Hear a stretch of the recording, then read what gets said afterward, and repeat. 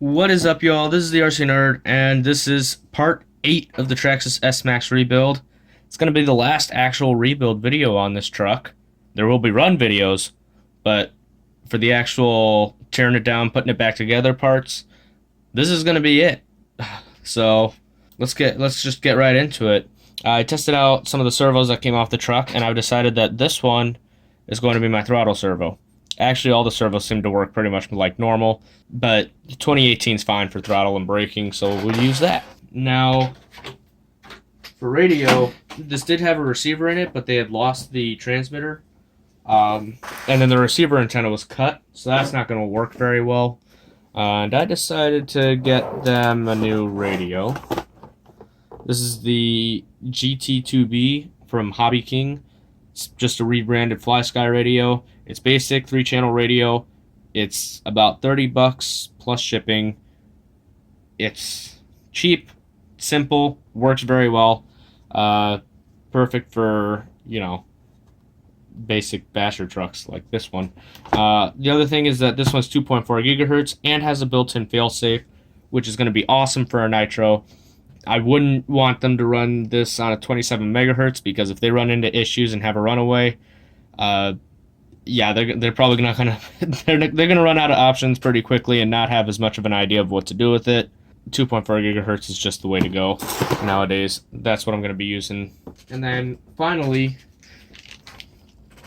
for steering, I found this while I was on Hobby King's website. This is a basic $10 metal geared servo, TGY AN13. So if you guys are interested, it's about $10. It looks like it's branded by Turnigy actually, which is interesting. Here's the specs on the back. As you can see, it's got quite a bit of torque, and it's actually rated as a pretty quick servo at 0.13 seconds. That should turn the truck pretty quick. So that's faster than a lot of the servos that I run. Yeah, $10. We'll see how that does. So that's enough yakking. Let's get this stuff actually installed. So we'll start with the radio system, because basically everything is going to run through that.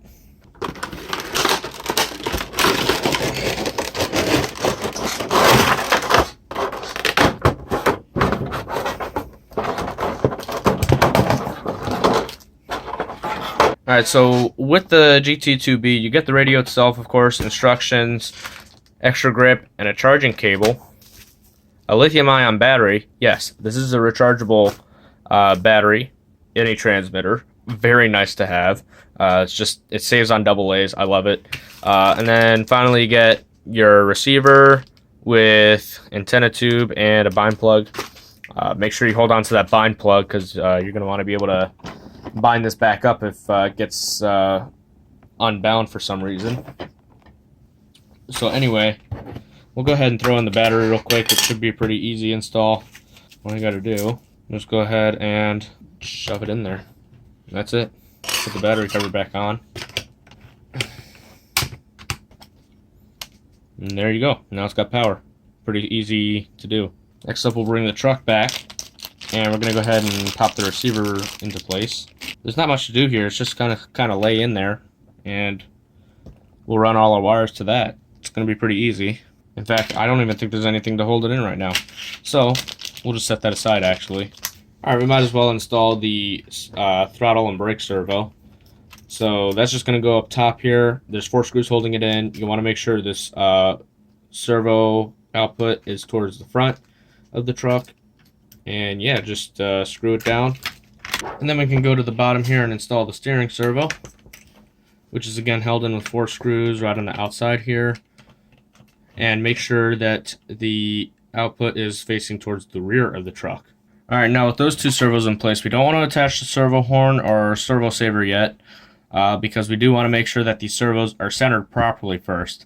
So we'll have to get the battery set up first. Also, of course, I'm not going to be installing the shift servo here. If you have reverse, you'll need to install a shift servo. Make sure that output is towards the front, because you'll actually have a piece coming out of the transmission that'll need to attach to that, and that will allow you to put it in reverse. Since we don't have reverse in here, we don't got to worry about all that. So yeah, we'll move on to battery box. So I have this battery tray here that came out of another truck, and this one got a little bit beat up, but it's not really that bad. It looks like we got a couple of damaged wires there. I'll want to put some, probably some liquid E-tape or some heat shrink over that or something like that to just cover it up. And then these wires had actually gotten broken off, and I just twist tied them together temporarily. But I think now I'm going to go ahead and go back and solder those wires together. Look at that, the switch comes right out, so we can easily work on all of this. So yeah, I'll just solder and heat shrink these wires together, and this one should be fine. And then of course I'll, make sure stuff like this and the main wire is all covered up as well. And then this battery box should be perfectly, or the battery tray should be perfectly fine, and then I'll just need the cover for the battery box. Alright, I got the wires repaired. For this one, I put electrical tape, liquid electrical tape over the open parts of the wire, and then covered them up with heat shrink to keep it looking neat and clean. Okay, now that we got that out of the way, we can go ahead and put our battery box together on the truck. Alright, now to set up the battery box in the truck, we'll start by installing the switch in the upper portion of the battery box. And we want to go ahead and slide the switch into place, which may be a bit tricky here. And then there should be a little switch cover. This one has on at the top and off at the bottom. So we'll put it in just like that, with 2 small screws that hold it in. Alright, now the switch is in place, and I went ahead and installed 4 AA batteries into the battery tray. Now you really want to stick to using alkalines for these trucks. The rechargeable batteries just aren't as strong, and they're not going to work as well. You really want to use freshly brand new alkaline batteries, or just get a 5-cell rechargeable pack for the truck. Is really the way to go. But so anyway, we can tuck the battery tray into the box, and then we'll go ahead and make sure the wire for the receiver is coming out the side in this little cutout that it has for it. And then we can go ahead and drop the upper part of the receiver box onto the lower part, and it's held in with 2 screws, one here on the back. Okay, with the battery box put together, we can move back around to the receiver box, bring our receiver back into play, and we're going to want to grab all our servo and our battery wire, run it through. And now you'll see this one's a 3-channel receiver. I wanted to very specifically make sure they had a 3-channel radio in case they ever want to put reverse back in the truck. They'll have the option, and they can control it with this radio. But for now, we'll go ahead and plug in what we do have, since we don't have reverse. So you want to put your steering servo into channel 1. Your throttle servo goes into channel 2. And then you'll see at the top you have VCC, and you want to put the VCC, you want to put your battery, plug that into the VCC port at the very top. By the way, if you're running one of these aftermarket servos that has the orange, red, and brown wire, the brown wire is the same as your black wire on the other servos, so make sure you plug that in the correct way around. But now we can go ahead and tuck all of this into the receiver box. We'll set these wires into the little cutout in the receiver box that we have down here, and then we can put the top of the receiver box on. I'll go ahead and remove this antenna. We'll just need to unscrew this nut and pull the antenna off. So when we put this top on, we want to go ahead and make sure we feed the antenna through the antenna tube hole. And again, just make sure those wires sit in the groove so they don't get pinched.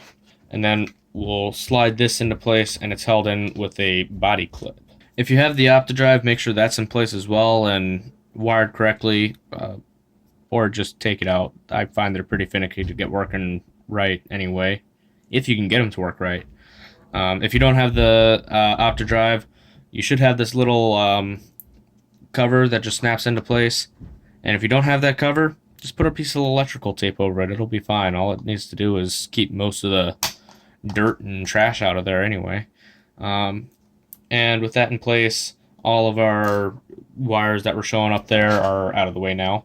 And I'm going to go ahead and install the new antenna tube that came with the radio because the old one was getting pretty beat up there. So we'll go ahead and slide the antenna through like so. And then once we get it all the way through, we can go ahead and push the antenna into place, or the antenna tube. Now as you can see, it looks like mine is just wanting to stick out the top, my antenna. So we'll go ahead and pull a little bit of it out, push it into the receiver box. You don't have to have the antenna all the way out as long as it's coming out of the receiver box. Heck, you could leave it in the receiver box if you really wanted to. Just less likely to get damaged that way.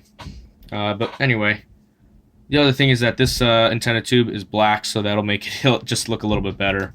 And then we'll go ahead and screw on this antenna tube nut. If you don't have an antenna tube nut, then you could put a zip tie around it to hold it, but the nut works a lot better. That should be all that set up. Now we can go ahead and center our servos, and all we have to do for that, turn on your radio, make sure your throttle and steering trim are exactly at 0 and in the normal positions. And now we can turn on our battery, and all the servos should be centered. As you can hear, both of them are working properly. So for the throttle servo, we just have this horn. Just make sure that one's straight. That should just push right in, and there'll be a screw to hold that in. And then on the bottom, if you're using the stock Traxxas steering servo, all you have to do is center up your steering knuckles. Make sure both sides are perfectly straight, which should look something roughly like that. Just get them as straight as you can by eye. And then you can take the servo saver and just push it into place. Mine, I'm not sure if this is going to fit properly because I'm running an aftermarket servo. It might have a different spline count. So if you're using an aftermarket servo like I am, what you'll need to do is there's going to be an insert in the servo saver. You'll need to take that out and, well, replace it with the one that fits. I don't know if this one fits or not, so I'm just going to check it right here by pushing it on, and look at that, it fits right on. So we don't got to mess with that at all. We'll just put the servo saver back on the servo, making sure not to move the knuckles at all. Keep those perfectly straight. Push the servo saver into place and screw it down all the way. For your aftermarket servo, make sure if they gave you a new screw to use, make sure you use the one that's included because it will have a different type of thread in the servo output gear. Especially if it's metal geared servo. If you try to use the coarse threaded screws on here, you're not going to have a good time getting it to fit unless you force it, in which case you'll break it. And with that, we're just going to want to make sure that all of our steering and throttle works properly. So as you can see, if I turn to the right, the truck turns to the right. If I turn to the left, the truck turns to the left. I gotta say, that does not seem all that fast, but that's alright, as long as it's got enough torque. For the throttle, just make sure your carburetor opens and closes all the way. If you're not sure, take off your air filter and look inside. And as you can see, we are not getting it to open all the way, which means we'll need to make some adjustments, which immediately it looks like on the front, this is not all the way against the servo like it should be. So I'm going to go ahead and grab my 1.5 mil and scoot that back and see what that does for us. As you can see, that got it to open almost all the way, but it's actually needing to go just a little bit further. That's what it should look like, and that's where it's opening to. And I think what's happening in this case is that this spring's just a little too tight and it's making it fight too much, because once I push it, it doesn't want to return all the way. So I'm going to try and back this piece back just a little bit and see if that helps. And as you can see, it's still just not quite getting all the way open. Sometimes it could have to do with little linkage for the carburetor setup. So I'm going to try and turn that up a little bit and see if that helps at all. It could be just slightly off. Alright, now I don't know how easy it is to tell on camera, but from this angle it's probably kind of difficult. But the throttle linkage down here, running to the carburetor, is a little bit straighter, and as you can see, the carburetor now opens all the way when we hit the throttle, and it closes all the way when we let go. So that is perfect. Nice. Alright, so now we're going to have to go and make sure our brake linkage is adjusted correctly. Now, of course, don't forget to put your air filter back on, but once you got that, adjusting the brake linkage should be much easier. As you can see, it's pretty loose right now, so when we hit the brakes, well, we don't really get much. They still grab okay, but it could be stronger. So, as you can see, there's a lot of play in here, and I want to get that working a little bit stronger. So for this one, all we have to do is take and move this collar up until there's less or no play in the linkage. Now you don't have to leave any extra space on this end because it's got this little silicone spacer on there. I'll leave a small gap because we don't want to crush it too much. It just doesn't need that much. But as you can see, now when we hit the brakes, you can see it's pulling it pretty hard, which means we're going to get some really solid braking action. Yeah, those are locked up now. So, but we want to make sure it can still release all the way as well. So, with the brakes not applied, these drive shafts turn freely already. And with the brakes applied all the way, yeah, there ain't no moving that. Now, with all our linkages and everything set up properly, I'm going to go ahead and set the failsafe on this receiver, and you can actually program it so that if you lose your radio connection for whatever reason, the engine will go to, or the throttle servo will actually go to whatever position you need. So you could actually have it go back to neutral or apply full brakes if you want. Now, this truck is two-wheel drive. With the way the brake setup is, it's only going to be braking from the back wheels, so I have no problem giving it full brakes. It is not very likely to roll. If it was a T-Max, which was 4x4, you might consider giving it 50% brakes-ish. You know, play around with it. Just give it like just enough to get it to stop quickly, because if you give it full brakes, you might end up having it forward roll from stopping that hard. Okay, so to set the failsafe on the receiver, what you want to do is make sure your transmitter's on, then turn on your receiver, and then what you want to do is you want to go and put the throttle at whatever position you're going to want. So in this case, we want full brake, so I'll hold that, and while holding that, you'll need to go ahead and press this tiny little button. You can see there's kind of a hole there. You want to stick a small screwdriver or a pin in there and press and hold that button while you're holding whatever throttle position you want. And once that stops flashing, your throttle position will be saved. So to check it, just turn off the transmitter. And as you can see, when the transmitter's off, the servo is automatically applying full brakes.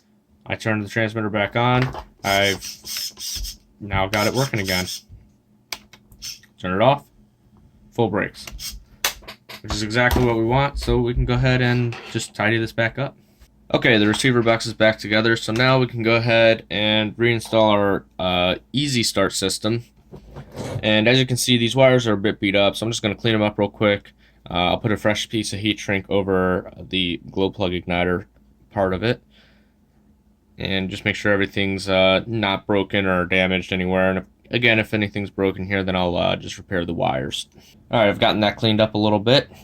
And now before I put this on, I want to show you guys a little trick. These engines are supposed to have head protectors on them. At least the Traxxas ones do. However, on the 2.5, those head protectors tend to get lost very easily. And the problem is that those head protectors also have a little spot to put the wire in them, so that the wire doesn't get destroyed. Well, once that gets lost, this tends to get scraped up or pushed up against the engine, and it can get melted. Bad things can happen to the wire. So in order to protect the wire, we're going to use a piece of nitro fuel line. And there's two ways you can do this. Number one, you could either use like a knife and just make a slit down the fuel line to open it up and put it around here, or you could just slip it right over the end of the wire. It's kind of tricky to get started, but with enough perseverance you can slip it all the way on, and that's what I'm going to do because I think it looks cleaner and it stays put a little bit better. So I'm just going to go ahead, and this piece of fuel line actually already happens to be about the right size, so I'll just slip the whole thing over the wire. Okay, so I decided to go with the cutting method because it's just a lot easier. Trying to slip the entire fuel tube over the end of this easy start wire, the glow igniter wire, is pretty difficult. Can be done, I've done it before, it's just very difficult. But with that in place, we're going to go ahead and attach the wiring harness up to the truck. And this is actually going to be pretty simple. So for starters, we'll go ahead and we'll take this little retainer, I guess, and we'll just go ahead and attach that onto the back of the shock tower. We'll push all the wires through to the other side, like so. And then it's just got two screws that hold the plug to the shock tower. And then we can take the glow igniter wire and we'll put that into place. But first I'm going to go ahead and slip over this little heat shield for it. That'll just help protect it even more. And then that should just plug into the glow plug.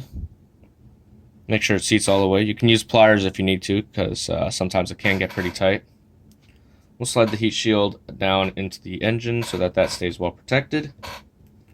And make sure the rest of the fuel line covered wire comes out somewhere where it won't get hurt.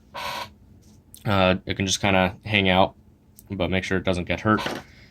And then we'll go ahead and plug in our easy start motor, which, as you can see up top, you have a red tab there, and at the bottom, well, it doesn't have a color, so your red wire needs to go up top. So go ahead and plug those in.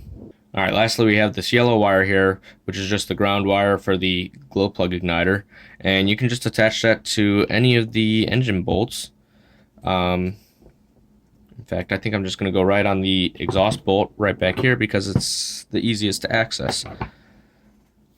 Just make sure the wire itself stays away from the exhaust because you don't want it to melt. Alrighty, the easy start wiring harness is all hooked up and tidied up. So now, before I get too much further, before I start trying to drive this truck or do, put on wheels, I want to double check that this easy start wand is good. This did come with the truck. It came with the battery. I don't know the condition of the battery. I'm going to have to try and throw that on the charger, see if it takes a charge, see how much it can hold. More than likely, it's going to be underwhelming, we'll say, to begin with. But at the very least, I'm hoping that even if it is not working that great, that a few cycles will wake it up a little bit, at least. A lot of times with these nickel metal batteries, they do like to be cycled a couple of times. But for now, I've got an extra easy start battery I'll throw in here, and I actually want to check that the voltages coming out of the end of the wand are correct. And so if I plug this in, we got the igniter wires coming out of the left side of the easy start harness, which should line up with a couple of the holes on here. This thing doesn't want to go in very far, so we'll have to take a look at that. But I want to check the two outputs on this side to see. We should get about 1.2 to maybe 1.5 volts when we light it up, or when we press this button. And sometimes what happens is those circuits in here blow out, and then you don't get that voltage anymore. It'll give you like maybe half a volt or something, and you won't ever get the glow plug to ignite properly like that. So I want to make sure that that's going to work. Alright, now as you can see here on the multimeter, when I press the button, we do in fact get 1.44 volts. That's perfect. That means that glow igniter circuit is working properly, and we should be able to use this easy start wand for starting the truck, no problem. So I'm going to go ahead and I'll just use this battery for now because it works. In the meantime, I'll charge this battery up, see what that can do, and we'll see if we can get this truck to start. I got to put the wheels on first. Alright guys, to install the wheels, all you got to do is take each of the wheels, slide it over the axle, turn it until the hexes line up, and then install your wheel nut. And make sure you screw it all the way down and screw it on tight, because you do not want these wheel nuts to back off. They can strip out those hexes if they start to back off a little bit, or you could lose the wheel, or even the wheel nut. Those are annoying too. So just make sure that gets cranked down all the way. There we go. That's nice and tight. And we'll do that with the other 3 wheels as well. And the only thing to be careful with when you're installing tires is, as you can see, these are actually directional. Some are directional, so make sure you take a look at them and see if they have a directional arrow like this. If they don't, you can run them either way around, but for these ones, they are directional, so make sure they're all facing forward. But with that in place, the truck is now fully built. That is everything all done, so the only thing left to do now is to take it outside and see if it'll run. Alright, got the truck out here, got about half a tank of fuel, and we're going to start it up and see if it works. Now, when you're turning on your truck, you want to turn on the radio first and then the truck. And then when you turn off the truck first and then the radio last. Now the truck is on. Give it a quick test, make sure everything's working, which it is. And that is a strong little servo, as it says it is. I don't think it's all that fast, but it's strong. So we're going to go ahead and see if this truck will start. Now to start these nitros, you want to start by putting your finger over the exhaust tip to block the exhaust from coming out, and then you turn it over a little bit. And what that's going to do is that's going to force fuel to come up through the fuel line and into the carburetor so we can start the engine. And, well, let's see if it starts. Let's try.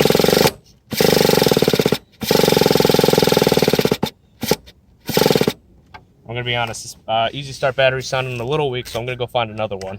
Alright guys, of course my camera had to go and get messed up, but this did start just a second ago. There you go.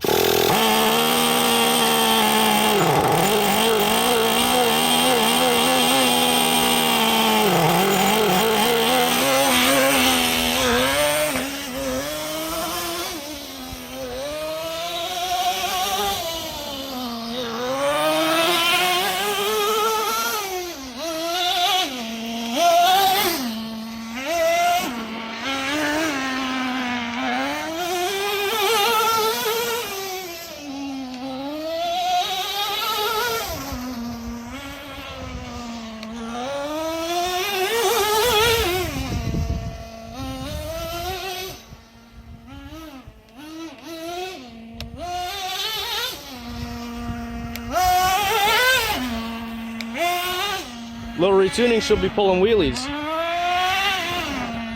Ooh, that was kind of close.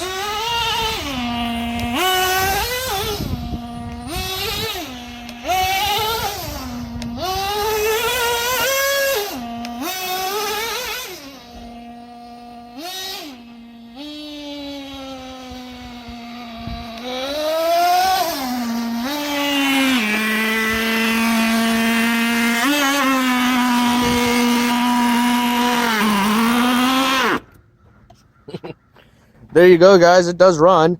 Apparently that piston hasn't completely ruined the engine yet, so we'll see how long this goes. For now, I'm going to take it out, go do some tuning, get this thing running for myself, and there will be more videos on this. It does need a little bit of suspension tuning, so there'll be, I think, another video for that. But for now, that's going to be it for this video. If you found it helpful or entertaining, be sure to leave a like. If you did not, be sure to leave a dislike. And if you want to see more on this truck, subscribe right now, because there's going to be more on this truck for sure, like I just said. So that's going to be it for now. I'll talk to you guys later. Bye.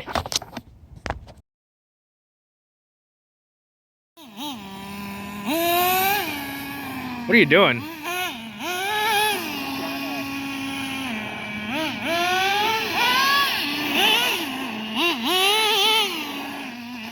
Here, just show me some clean wheelies. Just show me some clean wheelies. Yeah, you suck at this. You gotta let it stop all the way. Oh my goodness, you flipped it again.